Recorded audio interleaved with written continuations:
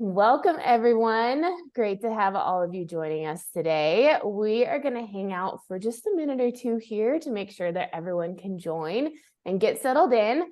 We have some amazing guests today, so be sure to grab a drink and a snack so that you don't miss a thing. I'm coming to you from Bozeman, Montana, where it is really starting to feel like fall. It's very rainy and cozy today, so just enjoying that.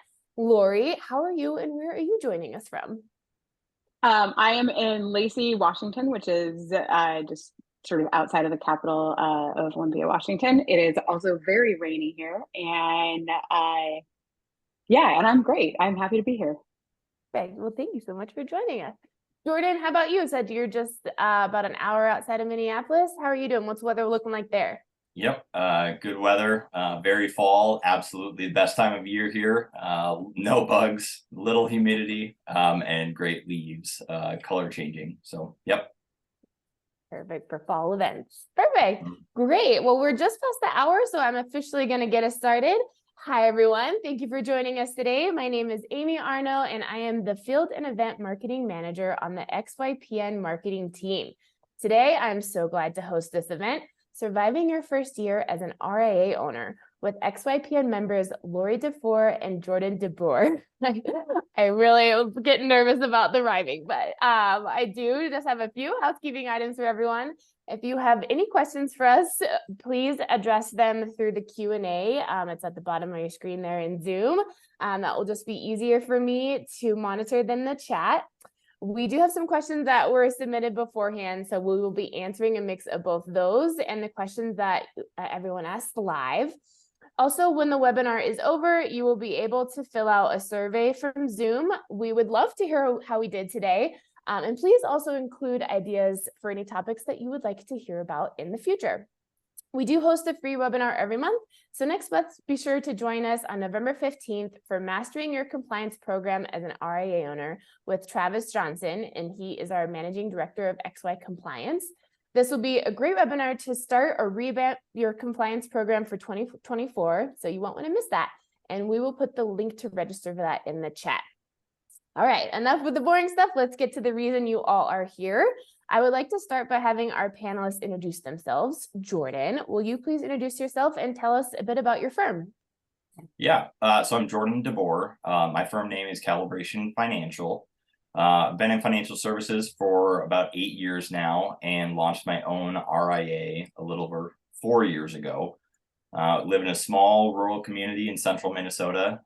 So naturally, my practice, I kind of started working with a lot of small business owners and obviously really enjoy the uniqueness that each situation really presents there. So I've got a long ways to go, still with growth, but I'm finally at a point, where I'm really enjoying being in this position as a firm owner. Very happy to have gone through the struggles that, are early on. And happy to be here. Looking forward to being able to share more. Love the opportunity to talk through, have questions with people. Hey, love that. Lorri, how about you? Will you introduce yourself and tell us about your firm? Yeah, so I'm Lorri DeFoor. I own a firm called Sustain Financial. I work mostly with teachers and state workers, and I am a former teacher myself, and actually kind of transitioned into full-time financial planning while still working part-time as a teacher. So I have quite a bit of overlap on those two careers. And I also have about 8 years from when I started in the financial services industry. And I started my firm just about 6 years ago, September 2017. Okay, great.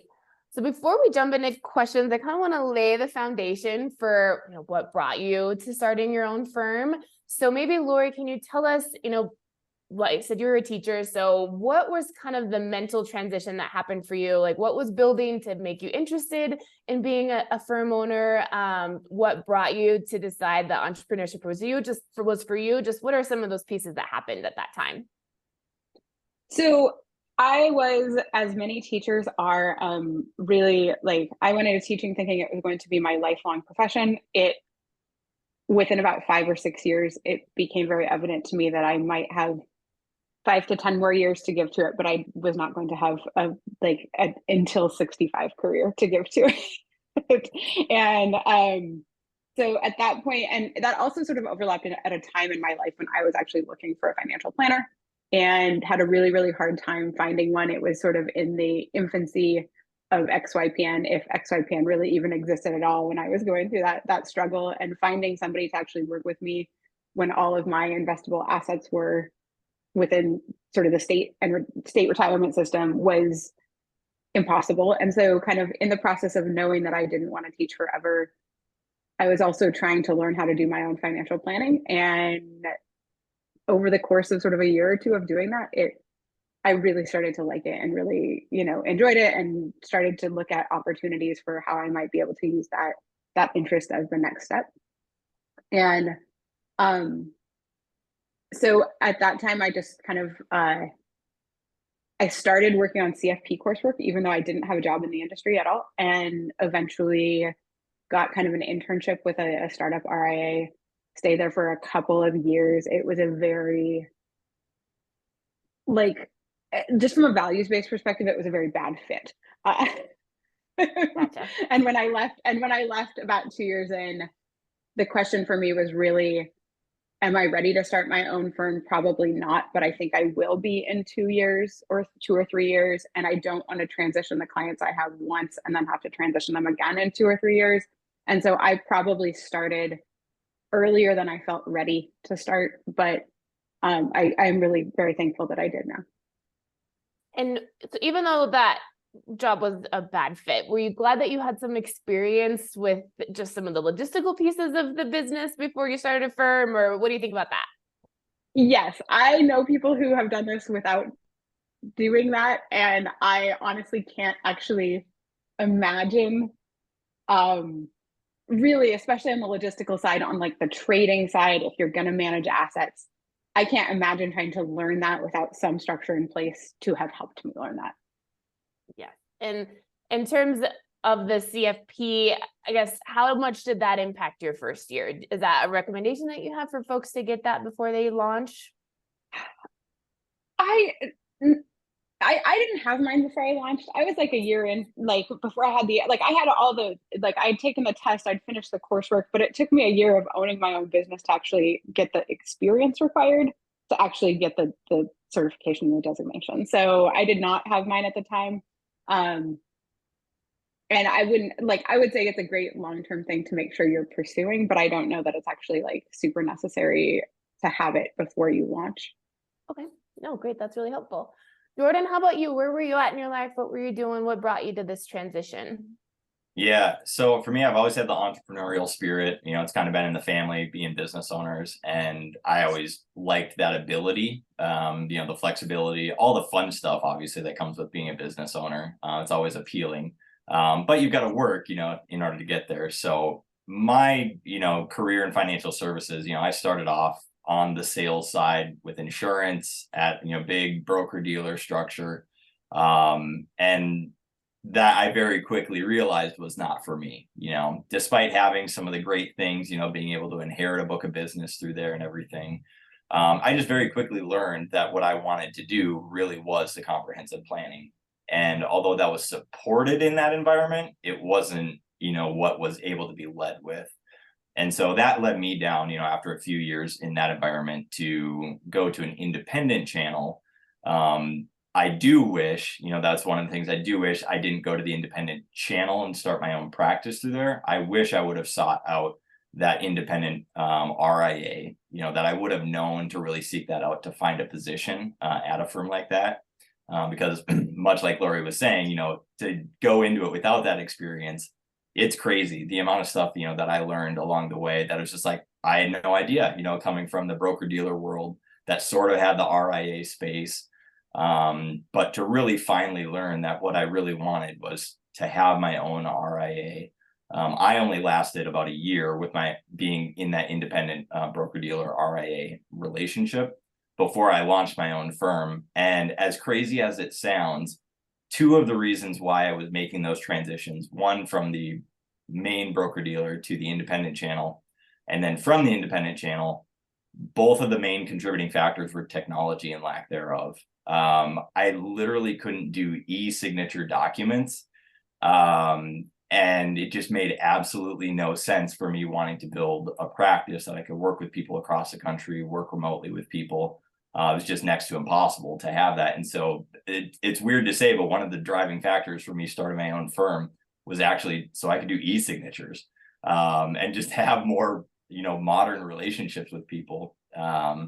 So yeah, so I mean, there's obviously a lot of other contributing factors, but for me, it really was, I'll often tell people that I didn't expect to start my own RIA as soon as I did. I knew eventually I was probably going to get there once I really understood the structure in that environment. But yeah, it definitely happened earlier than I expected. And again, the designation piece, I started with my accredited wealth management advisor designation, partially because it got me some crediting towards the CFP coursework. So it was kind of two birds with one stone, where I could get some credentialing under me, and then work towards the CFP. But a big part, with the CFP is not only to have the credentials at the end of your name, but the education that goes with it. So even if you're going to be like Lorri, where you can go get it ahead of time and maybe not put the CFP at the end of your name, you still have the education behind that. And that's really the most valuable component out of any of it, is really being able to present, well to your clients. The designations, they don't know what a CFP means until they really sit down and talk to you, or if they've specifically seen the marketing, sure.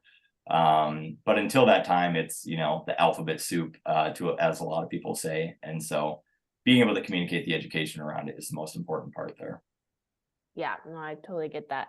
So that helps professionally. So let's talk about where you both were personally. I do think entrepreneurship is such a big leap to take, and we don't do it alone, right? So what conversation did you have with your friends and family to get them on board? Did you have to get them on board? And how did that help in your first year? Jordan, do you want to walk us through that? Sure. Yeah. That's you've got to have a supportive family, for me. So I've been married many years now. At the time of starting my practice, or looking to even go independent, we would have had one kid at home. We now have three in that, and in that time frame, you've got to have a supportive spouse if you're in that relationship, because if not, there are a lot of battles that you're going to be going through, and the ups and downs, trying to work through that, trying to explain things as to, well, it's really good for the long term, but in the short term, there might be these different components here. So obviously on the personal side, that's huge. And then being able, for me, I stayed in touch with a lot of my professional connections, because I knew that was really important to have, especially being in a rural community. I don't have all the local networking opportunities. I don't have, a dozen advisors in the area that I could try and build other relationships with just to connect with. So I really had to try hard to make sure I was touching base with people from prior experiences, just to make sure that I had that opportunity to kind of brainstorm and just make sure I wasn't missing anything major, as to what I was doing. Yeah. Did you join a mastermind study group or have anything like that? No, I wish I would have. Again, I think I focused so much on the education piece, just saying, hey, I have the time, so I'm going to focus on that piece of it. But really, I think having more of a mastermind group that really would have helped significantly in the process. Great. Well, that's great. Lorri, how about you? What did your conversations with your friends and family look like? So I am in like the opposite situation of Jordan. I am a single person, childless person.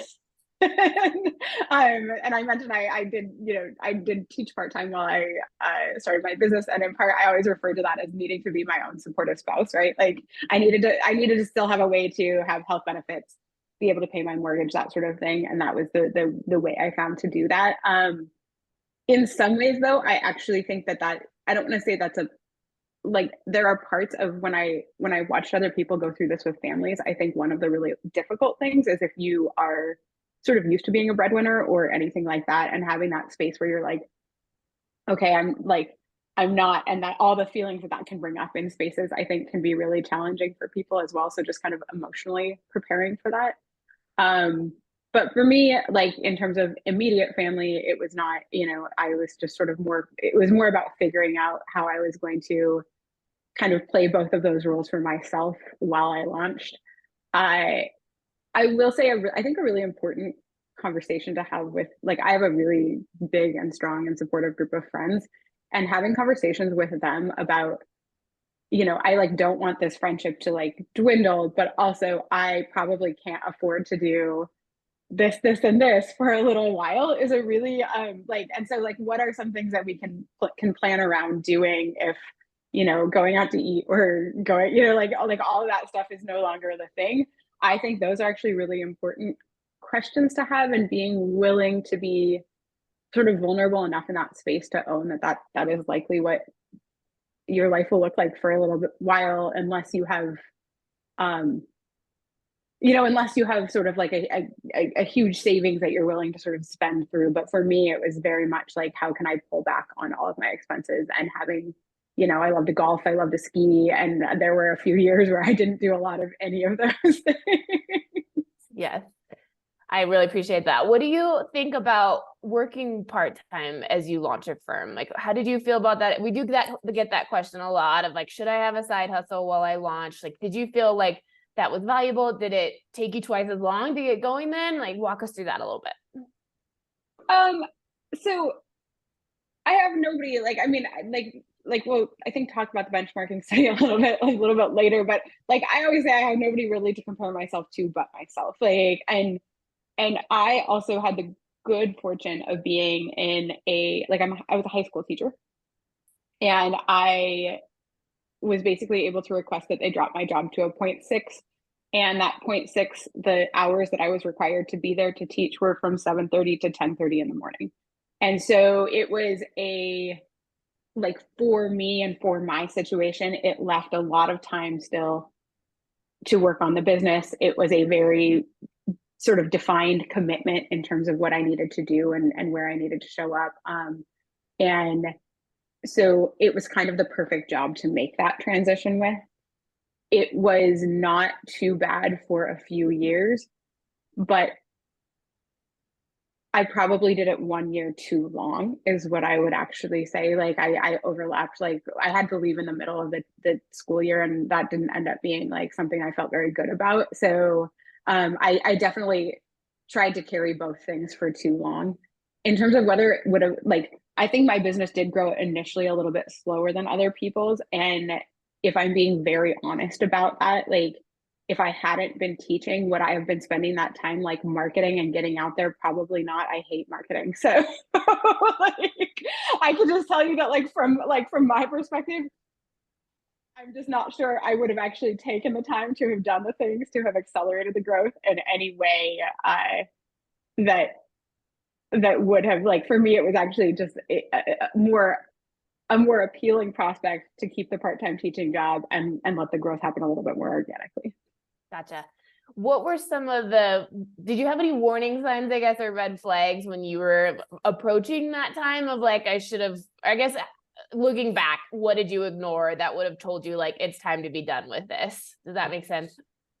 Yeah. When my business had fairly slow and steady growth for about 3 to 4 years, and sort of year 4, it was like somebody sort of turned on a fire hose, and what I wish I had realized at that time was that was not just a fluke, right? It wasn't going to go away, because at that time I made the decision to go back to teaching for another year, because I was like, I don't know, this has only been, this has been 3 or 4 months of really good business, lots of new prospects, but that could dry up at any time, and I was really worried. And I think the sort of risk that I ignored, on the risk of being financially conservative, the risk that I ignored there was what's going to happen if you get into this and you actually don't have enough time to deal with all of the people who are coming here and also have this job. And that is actually what happened. And I wish I had trusted more that when that sort of growth came that I had been seeking the whole time, that it was going to be sustainable.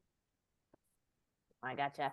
So I think a big piece of surviving the first year is understanding money, right? Having the right amount of money. We got a lot of questions about a budget for sole RIA. So Jordan, what did your runway look like? What did your first year budget look like? How accurate were you? Just talk to us about how you prepared financially for that. Yeah, I definitely think it cost me more than what I had expected. I'm frugal by nature, and I like to run things very lean. I used all the free software, anything that I could, as far as getting by. And obviously it's going to vary, depending on what you want to do with things and how you want to approach it, how much, you're comfortable with having a home office versus having, an office space to meet people with, that you can hold yourself out. And I kind of just went all in, with a lot of that stuff where I wanted to have a space. Now, again, I'm in rural Minnesota. I paid $250 a month for my rent. It wasn't too much, but all of those things, that was definitely stuff, and I spent a lot on marketing, advertising. Being rural, there were more traditional marketing routes that I did that I never would have thought I would still be considering, but doing things like mailers, newspaper ads, because it's a very direct market as to who's here. But so I spent a lot of my budget on marketing. That's where I spent most of my money, I should say. Yeah, I think it was around 40% of my budget really went towards marketing and advertising. But I think when I was looking at it, my first year cost and into, as that stretches into year two, for me, it averaged a little under 30,000 for my startup. And as much as I love, because, I know there's other ways, to go about it. I think Lorri will speak, to kind of one thing here, but there's just a lot of challenges. You're always trying to seek something out. You're trying to figure out, okay, how can I be paying for this? Putting $1 towards something, hoping that you're going to get $2 back. As far as advertising goes, it's hard, but you've got to spend the money in order to earn the money. And unless you've got really good connections, and it also depends too on where you're at in your career. Making this transition early in your, financial services career is drastically different than, becoming a firm owner after 20 years of client relationships, where you don't necessarily have to spend the marketing money. You might not be as focused on that. So it really just depends, obviously, where you're at. But yeah, there's ways to go lean. And I think, I took advantage of as many things as I could. Like I said, free platforms, free software, or doing it yourself. But that's also to a detriment. I'll speak to some of that later, I think, as to where should we be spending our time? And it's not always doing it yourself. Yes. Were you happy with the, allocating 40% to marketing? Like, did that work well for you? Did you get some traction? I think I saw, with each dollar that went out, I was seeing return on it, not as much as I expected. And that led more into the local demographics. Who was I targeting? What are the local demographics around here as to, our region? And that's where I started to learn more about, all right, maybe I need to be marketing broader, hitting a different target here, not thinking just as local, because if anybody else, if you're in a small town, or if you grow up in a small town, that people want to know that you're local, that you're here. There was a great example of this. There's a guy who has an insurance practice here in town. He bought it from his dad and he started it. But there were literally people in town that wouldn't move their business over to him because he lived 20 minutes away. Even though the business was here, they didn't want it. They're like, well, once you move to town, then we'll come over. And it's just a mentality and a mindset. Obviously, I work with clients across the country, so for me, that's totally foreign. But that was something I had to, figure out how to adapt to. And that's where, again, refining and tweaking and adjusting on the marketing. I definitely saw returns with it, but the more I've heard, from some of the other networking, conversations I've had with people, is that it's getting further and further from being actually beneficial. And I think everybody will always reinforce, every study out there is that the best, marketing is referrals. Being able to have that and have a marketable business and, creating that experience for your clients is the best thing you can absolutely be doing. Oh, well, that's great. Thank you. Lorri, what about you? What did your runway look like, your first year budget? How close were you to it? All those things.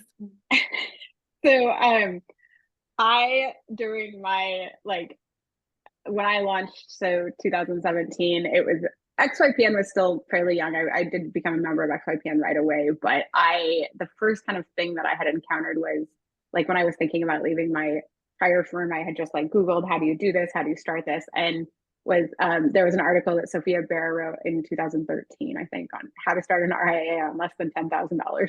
And I pretty much, that was that. So I gave myself a $10,000 budget, and that is what I pretty much followed her script for exactly like kind of what to get set up. And I did come in really, really close to that dollar amount in terms of initial startup costs. I was transitioning from an RIA, and I was able to take the very small number of clients that I had with me.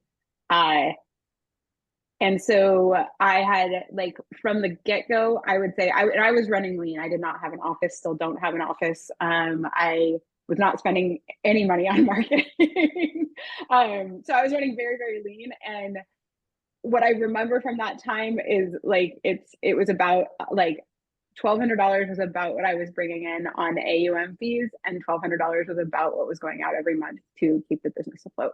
And really that was true for, I would say, about the first year before I was even able to start taking like a small payment for myself from the business. So it was probably a good year before the business was generating slightly more revenue than I actually needed to keep it afloat, and could actually start to think about actually having some funds come through to me. And I would say it was probably like year 4 to 5 before I actually was making what I would call like real job income. Yeah. That's about how long it took to pay myself a salary that generally meets sort of the needs that I have for income. So you said about a year to break even, and then 4 or 5 years till you felt like you're making real money. Right, until I felt like really like it was going to be a sustainable way to support myself. And I can get really, really lean. I have that ability. I've always and I kind of enjoy the process actually of getting pretty lean. But it was kind of like year 4 or 5 before really it started to be like, okay, now I don't have to think about where every dollar of mine is going, and can loosen up a little bit related to that. Great. Jordan, what about you? When did your business start to break even? And then when did you kind of replace maybe your former income? Yeah, I don't know quite that I've replaced former income even yet. So going into year 4 now, it takes a lot, it's definitely a slow growth. One thing I've always, even when I started in the industry, I had managing directors that were always good to communicate that I'm great at the long-term vision, setting myself up for success down the road, but feeding myself now and, finding those opportunities now is more of a struggle for me, just personality wise. I'm not a hard seller. I'm not great at a lot of that. But I think, for me at the end of, it was probably late year 2, where I was like, all right, my annual revenue actually was positive, and it was a few $1,000s over. But yeah, year 1 was definitely a deficit. Year 2, was barely break even for me. And still, like I said, I'm always from that, from where I want to be, but it definitely, you hit a threshold, where eventually, I think Lorri, you mentioned this, where that once you hit that threshold, it doesn't actually slow down. And that's, I've heard some people call it kind of the hockey stick, where you've got this slow growth and then eventually you just launch. And, I really feel like I've finally entered that. And it's the point where you start having conversations, with clients who, this client could be as much revenue as I generated, or profit as I generated in that second year. So it's great when you finally get to that point, and obviously time with that, confidence. And again, fully depends on where you're at in your career phase anyhow. Many people, if you're a late career or mid-career and you've already got that book of business, that transition is going to be easier, still not without challenges. But when you're still trying to find people to fill your time, you've got to make sure you're putting a lot of effort in, to do that. Mm-hmm. Absolutely. So you kind of started to touch on this, but what is some areas where you wish you had spent some more money? So we have some questions about, what technology tools should I use in my first year? What do you wish you had spent more money on? So Lorri, do you want to tell us like what are 3 or 4 things that absolutely make your life better? Maybe it's something you didn't need. And then if you had to do it over again, what would you have spent more money on? I don't think I would have spent more money on anything. I actually really actually feel like I spent the amount of money that I had to spend on things as it was available for me to spend. Perhaps the one thing, actually, I will change that. Perhaps the one thing that I wish I had spent money on that I didn't initially spend money on is I had somebody build my website for me. But then in order for me to like post a blog post or do anything like that, I was trying to do that myself. And what that actually created for me is I didn't have any problem writing blog post content, but I was really nervous about getting into the back end of the website and putting it on there. And so I think within a year or two, I just reached back out to the person who built it and said, hey, can we come up with some sort of an arrangement where I just pay you a monthly fee and you're willing to do this, and this for me and make sure it's maintained and that sort of thing. Because that was a huge sticking point for me, which was that I wasn't doing even sort of the basic things that I needed to kind of get like SEO on the website and that sort of thing, just because I was literally very, very uncomfortable getting into the back end of it and doing that.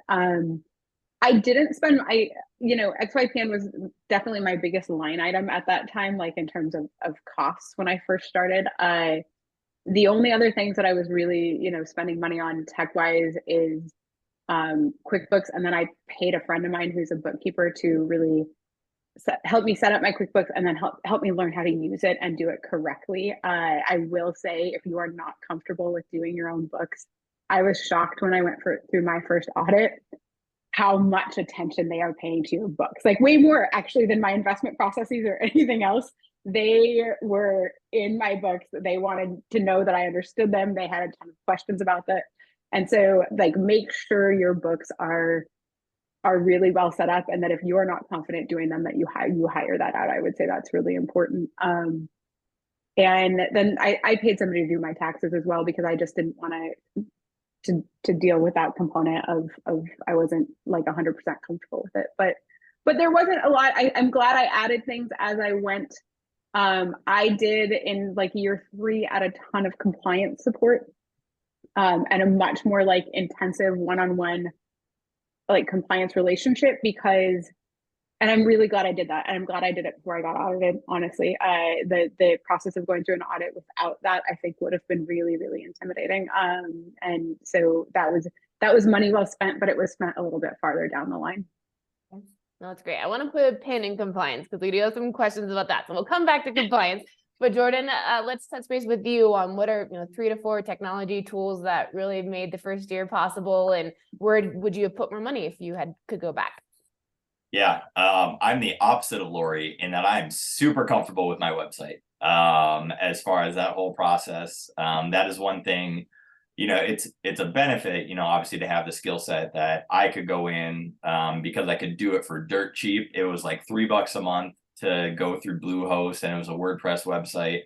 I could customize, I could do everything, add plugins, features, and this and that. But that's also the downside, is that that's where I spent a lot of time. That's not, generating me a revenue. That's, just finding time to be, well, I can tweak this or I can adjust that. So there's definitely a detriment to that. And I did, last year or so, I switched over to Squarespace just to simplify it. Still do it myself, but it's just a more simple approach, and it prevents me from wasting time.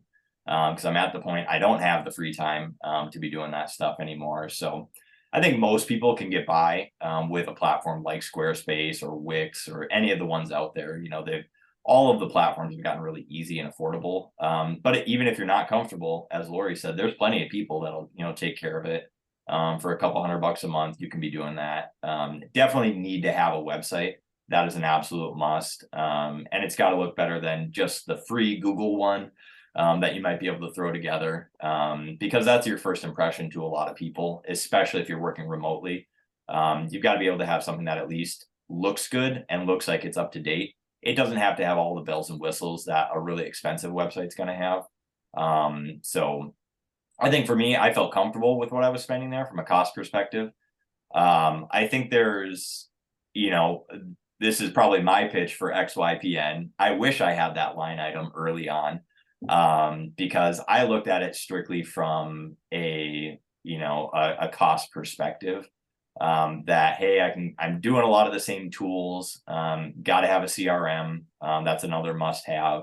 And then, some of the other little features, little benefits here and there. I just did the breakdown, and all I did was I just looked at the more tangible benefits of that rather than the intangible components. That I wish there would have been more time for me to have access to other members, other people that are going through the exact same stretches, that I'm trying to go through and find out what works, what doesn't work for them. So I do wish that I would have put more money into I guess call it, the education component there, rather than just the designations, but actual to the personal growth within the business, the accountability. But I also had, I came from a very, from the compliance side, I came in my broker dealer relationship. It was basically, no, you can't do that. No, you can't do that.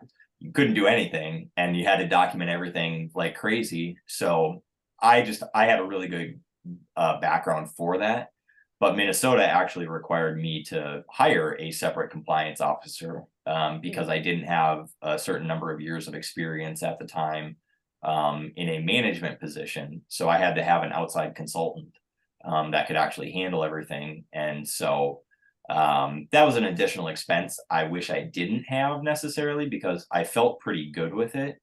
But I think there's definitely a lot of resources, that obviously we'll get into a little bit more of that. But yeah, there's a number of costs when it comes down to, to the technology that you've got to be careful of, and you've got to understand really your full tech stack.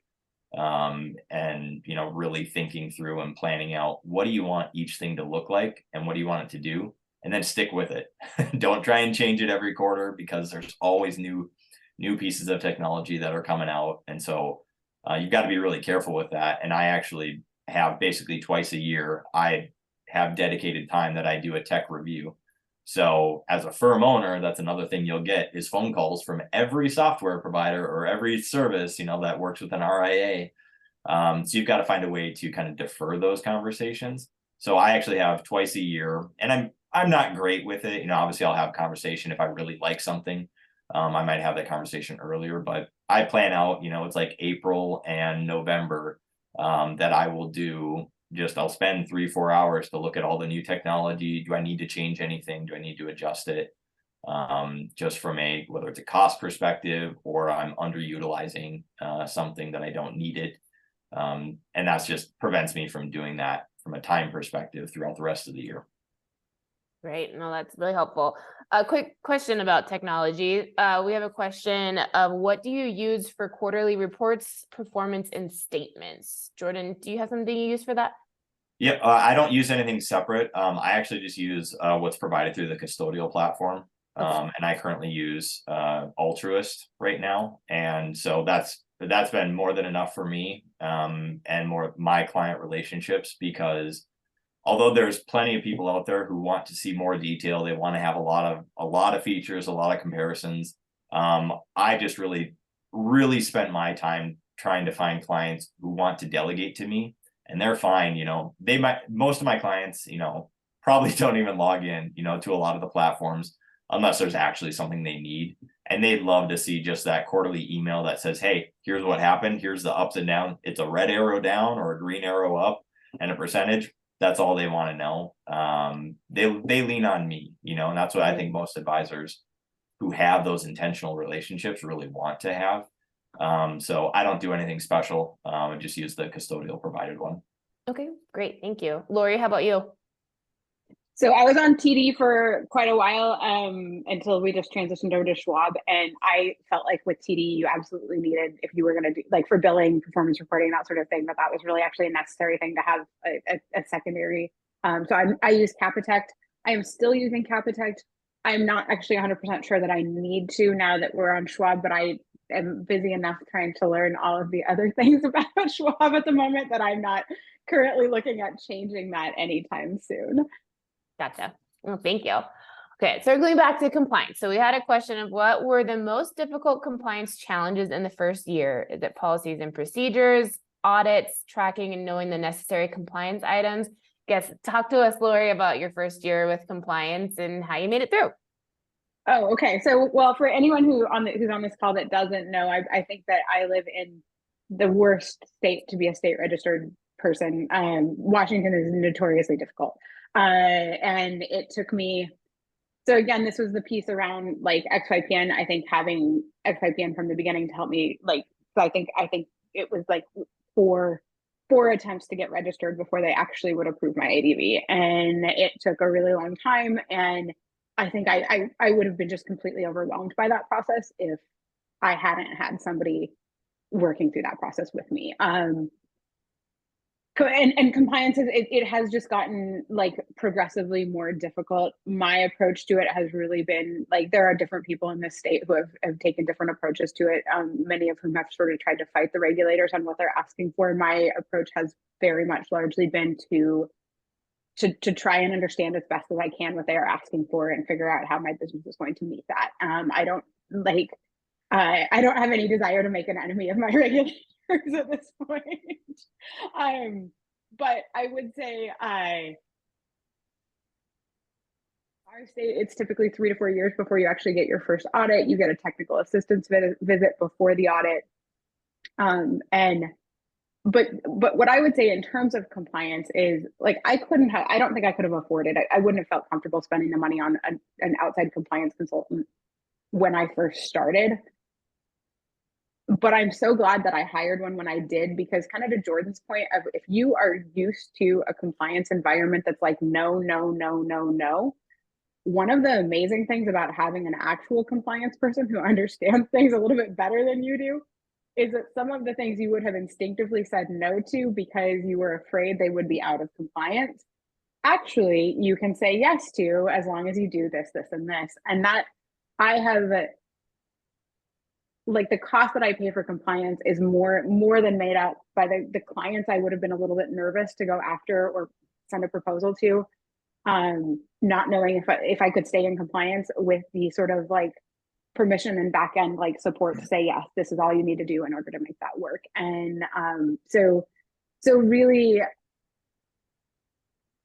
it was my greatest point of stress early on. We get what's called a technical assistance visit at 18 months in Washington state, where they actually come in and do, it's not like a full audit, but it's like a fake audit. And they basically tell you kind of what you're going to be audited on. They give you the full list. They do kind of give you some feedback on some of the public facing stuff that you have, but it's, what I found is that eventually compliance became my greatest point of stress. And outsourcing your greatest points of stress, I think, is actually like a really, as soon as you can afford to do it, it will make this whole process of doing this and being a business owner so much more enjoyable. Yeah, totally understand that. No, that's great. Thank you. Jordan, how about you?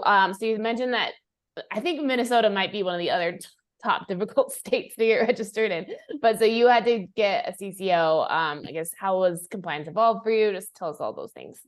Yeah. Having that, that third party to come in, to Lori's point, is exactly somebody to finally tell me, no, you can do this stuff, just don't do it this way. That's, they're always just set up for the bad apples. And so there were a lot of things that I really had to retrain myself on, to be like, no, I can do that stuff. And I'm not doing anything crazy. There's obviously stuff that regulators are really looking for. And, it's the typical stuff of performance guarantees and promises that, people shouldn't be making. So the compliance piece didn't really intimidate me. I had my first audit, I think it was just under 2 years. And, at first it was like, oh, all right, I got to do this. I got to make sure I got everything in order. And of course, there's always a little bit of a scramble to make sure I've got stuff. But when you're organized, I think most people now are pretty comfortable with technology. Whereas like in Minnesota, the auditors specifically, they've still got a lot of advisors who are still working with paper files. They didn't have digital files. The paper files that I have really are just documents that I haven't gotten back to people, like things that I scanned in or something.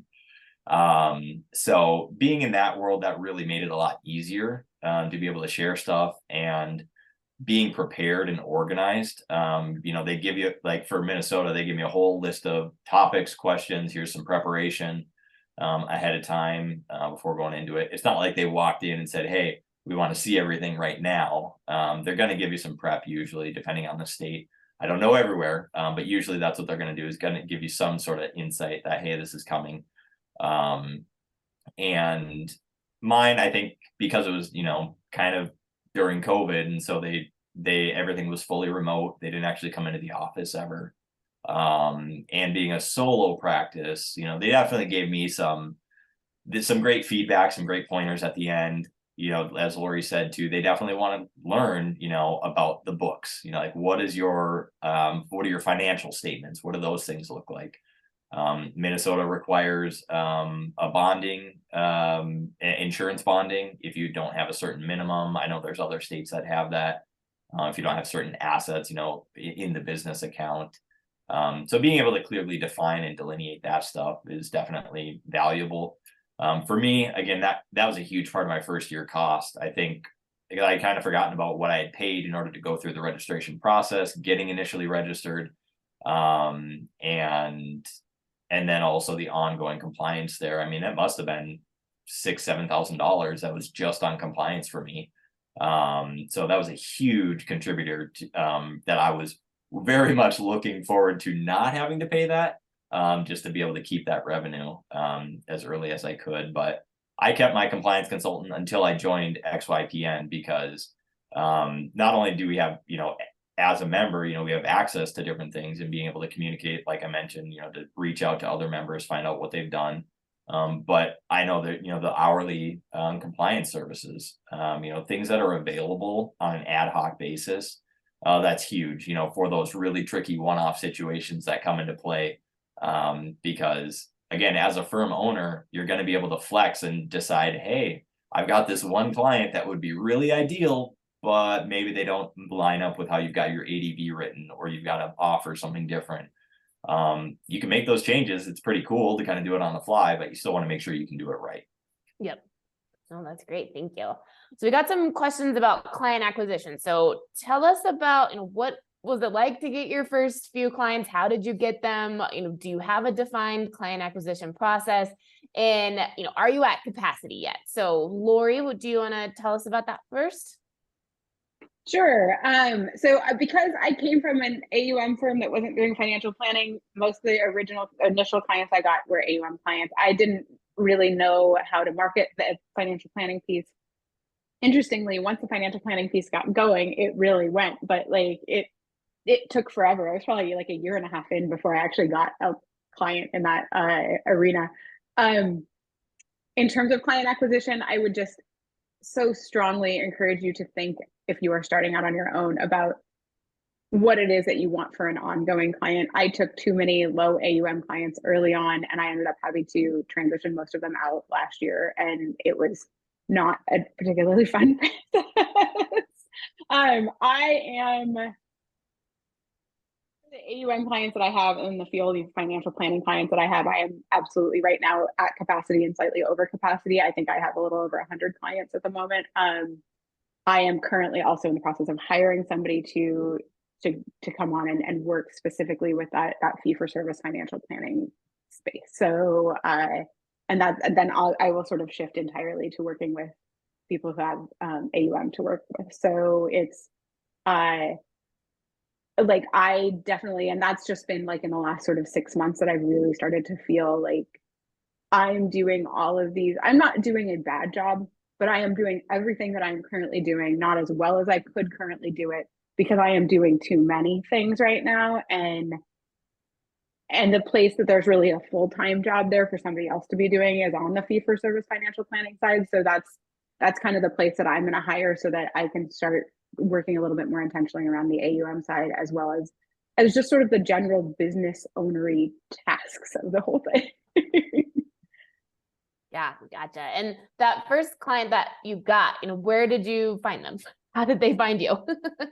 I got, interestingly, I had no financial planning clients for the longest time. And then three of them showed up all at the same time. They all found me through my website of like some variety. They were all local. I still have all of them to this day, though what they paid then is like far less than what they pay now.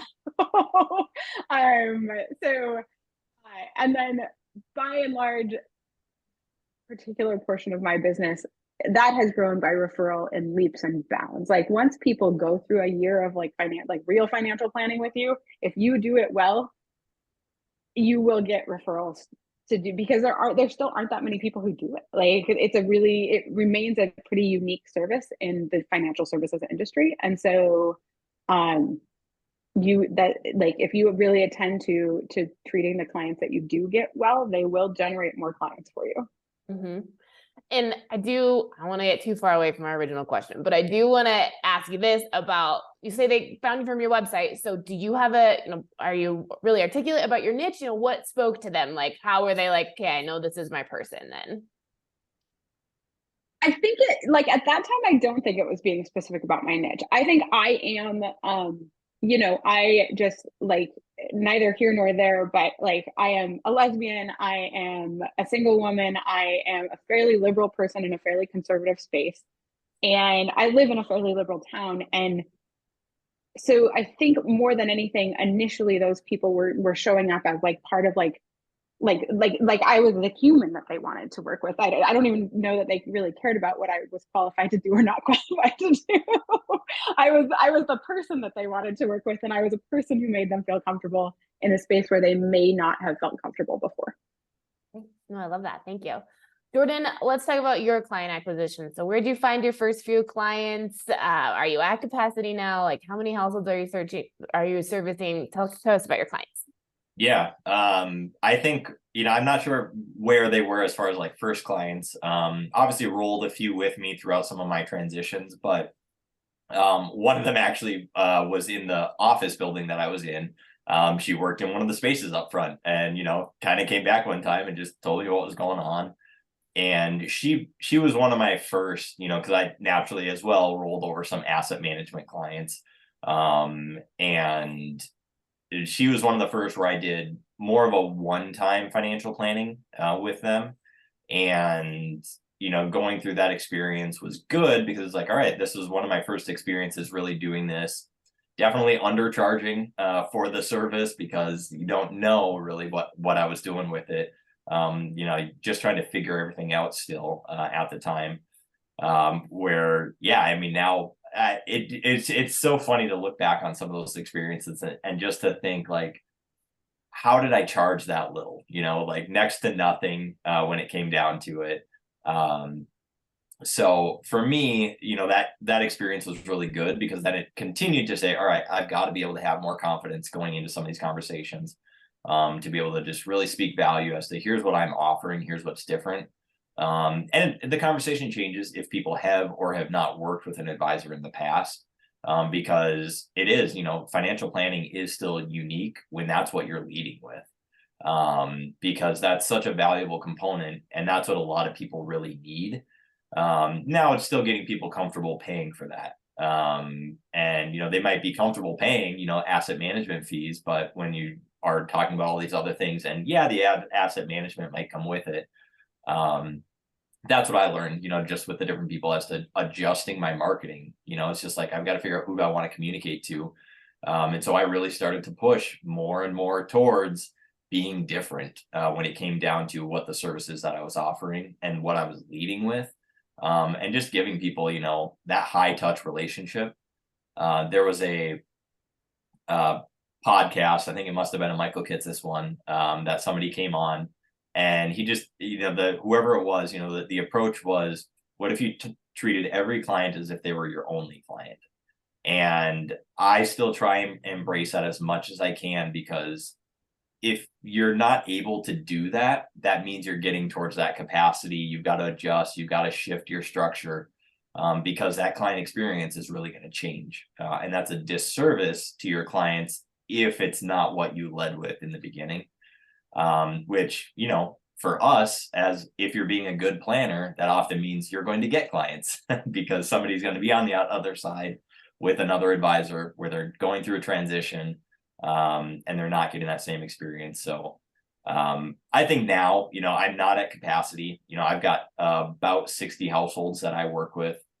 My goal is to get to kind of where Lori's at, is around 100 or so, is where I kind of foresee, all right, that's going to be my threshold where I really need to evaluate hard as to bringing somebody on to be able to kind of take over some of those other pieces to delegate. I do have a part-time admin. She does 10 to 15 hours a week. And that's been a great addition in the last year to have, just to be able to offload some of the stuff that, yes, I'm perfectly capable of doing it, but it allows me to not have to focus on it and to focus more time on the more valuable, true planning components. Because when it comes down to being a business owner, you've got the technical hat, you've got the business development, and you've got the operations hat. So when I can spend more time on the technical side of things rather than some of the other pieces, that's been a huge value add. Yeah, no, that's great.